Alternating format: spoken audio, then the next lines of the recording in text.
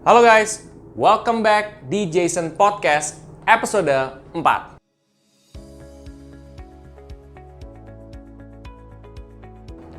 Hari ini gue pengen discuss ke kalian soal penurunan reksadana yang terjadi akhir-akhir ini.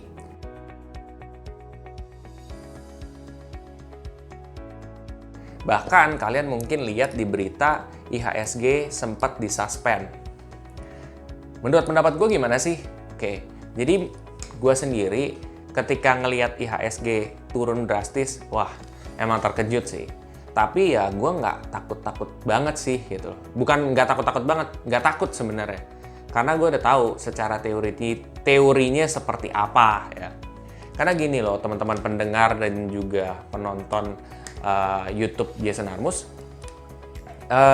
Coba lo lihat berkaca dalam 10 tahun terakhir ya. Lo lihat rata-rata reksadana lu nih.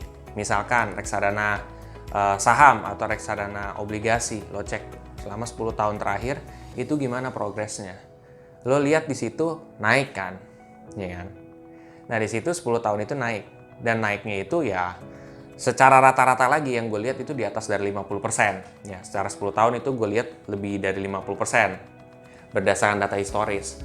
Jadi ya nggak perlu takut juga gitu loh. Lo bayangin pasti dalam 10 tahun itu bakal ada masalah. Tapi ujung-ujungnya kurva tetap naik kan berdasarkan historis.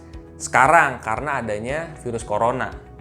Tapi di masa lalu ada juga kok flu babi, terus juga ada apa lagi SARS, MERS, dan lain sebagainya. Tapi ujung-ujungnya bakal balik lagi dan it all come back to normal dan bahkan bisa reboundnya tinggi banget. Justru ketika lagi turun kayak begini adalah saat yang tepat buat kalian untuk top up. Karena ketika lo top up sekarang, terus nanti udah rebound lagi atau naik lagi nih reksadana lo atau lo misalkan invest di saham langsung, ya lo bisa dapat hasil yang lebih gede gitu, lebih maksimal lah katakan. Jadi justru momen kayak gini bukan lo momen untuk takut dan lo cabut, tapi adalah momen di mana lo bisa top up reksadananya kalau lo punya duit lebih. Tapi kalau lo nggak punya duit ya udah diemin aja. Selama lo udah invest dalam reksadana yang fundamentalnya kuat, it's okay gitu loh, ikutin aja. Karena gue pribadi gue nggak mencabut reksadana gue gitu loh. Karena gue juga nggak takut sih. Karena kalau misalkan terjadi apa. Karena gue yakin reksadana gue secara fundamental udah oke gitu kan. Dan udah diseleksi juga kan. Ketika lo dibibit sendiri, lo tahu ketika awal manajer investasi mau kerja sama bibit, itu tuh dia udah seleksi gitu. Jadi nggak sembarangan semua reksadana diterima gitu aja. Enggak. Tapi itu diseleksi di awal.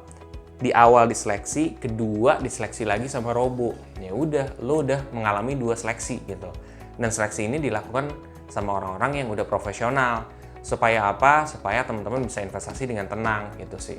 Jadi gue pribadi karena hal itu jadi lebih tenang lah gitu. Udah dibantu semuanya gitu. Jadi fokus gue sekarang adalah gimana gue menciptakan habit untuk menyisihkan setiap bulannya secara konsisten. Dan kalau lo mau ngelihat pasar atau ngelihat return nggak masalah. Gue juga lihat return kok.